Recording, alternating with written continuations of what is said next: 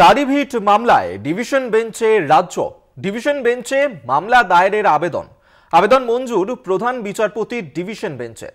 মুখ্য সচিব স্বরাষ্ট্র সচিবের বিরুদ্ধে রুল জারি করে সিঙ্গেল বেঞ্চ। আপনাদেরকে আরো একবার জানিয়ে রাখবো,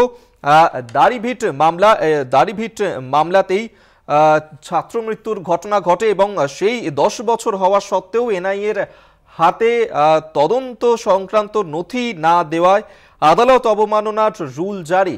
দাড়িভিট মামলায় ডিভিশন বেঞ্চে রাজ্য।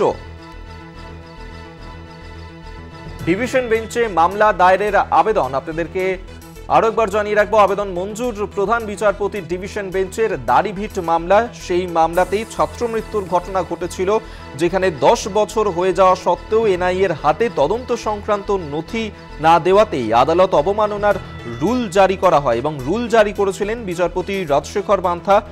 রাজ্যের মুখ্য সচিব, স্বরাষ্ট্র সচিব ও ডিআইজি সিআইডির বিরুদ্ধে রুল জারি করা হয়। সেই রায়কে চ্যালেঞ্জ জানিয়ে প্রধান বিচারপতির ডিভিশন বেঞ্চের দৃষ্টি আকর্ষণ করে রাজ্য। মামলা দায়েরের আবেদন করা হয়, সেই আবেদন মঞ্জুর করেছেন প্রধান বিচারপতির ডিভিশন বেঞ্চ। আপনাদেরকে আরো একবার জানিয়ে রাখবো, দাড়িভিট মামলা, দাড়িভিটের ছাত্র মৃত্যুর যে ঘটনা, সেই মামলাতেই ডিভিশন বেঞ্চে যায় রাজ্য। ডিভিশন বেঞ্চে মামলা দায়েরের আবেদন, সেই আবেদন মঞ্জুর করেছে প্রধান বিচারপতির ডিভিশন বেঞ্চ।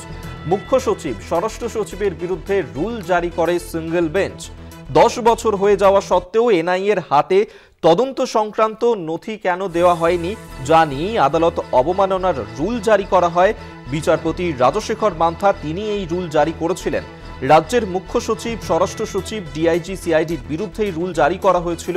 সেই রায়কে চ্যালেঞ্জ জানিয়ে প্রধান বিচারপতির ডিভিশন বেঞ্চের দৃষ্টি আকর্ষণ করে রাজ্য। মামলা দায়েরের আবেদন করা হয়, সেই আবেদন মঞ্জুর প্রধান বিচারপতির ডিভিশন বেঞ্চে।